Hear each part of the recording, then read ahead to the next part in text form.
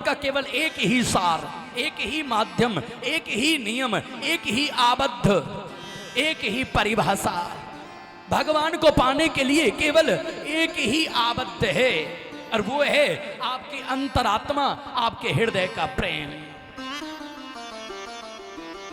बड़े बड़े ऋषि मुनि संत ज्ञानी विद्वान विद्वत लोग कहते हैं, हमारे ब्रजवासी संत श्री आनंद घन बाबा के बड़े सुंदर भाव हैं, बिना प्रेम रीझे नहीं तो नटवर नंद किशोर। भगवान को रिझाने के लिए आपकी रेपुटेशन, आपकी मनी पावर, आपका ड्रेस कोड, आपका फेस वैल्यू, इन सब से मेरे गोविंद को कोई लेना देना नहीं।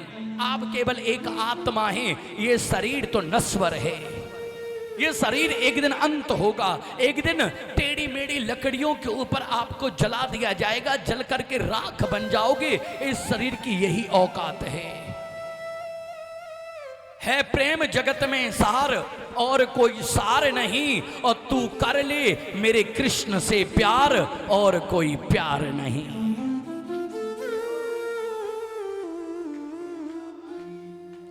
माने केवल एक भाव, केवल एक विषय, केवल एक मनोवृत्ति, केवल एक भाव रखो।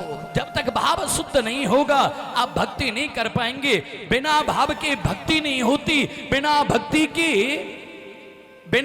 के कभी साधना नहीं होती, और बिना साधना के कभी श्याम सुंदर की प्राप्ति नहीं होती।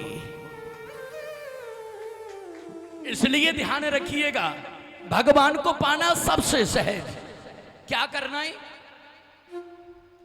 आप भक्त प्रहलाद की तरह भक्ति नहीं कर सकते, कोई बात नहीं। आप ध्रुव की तरह भगवान को आने के लिए विवश नहीं कर सकते, कोई बात नहीं। आप मीराबाई की तरह विष का प्याला नहीं पी सकते, कोई बात नहीं। लेकिन आप जैसे हो, अच्छे हो, बुरे हो, गरीब हो, अमीर हो, परिवार अनुकूल है, परिवार झगड़ा करता है, अपमानित होते हो या आप सम्मानित हो, लेकिन जब भगवान के सामने जाओ, जब गुरु के सामने जाओ, जब ब्रजभूमि के प्रवेश करो, तो केवल एक ही भाव रखना, केवल एक भाव, केवल एक मनोवृत्ति। और वो मनोवृत्ति क्या है?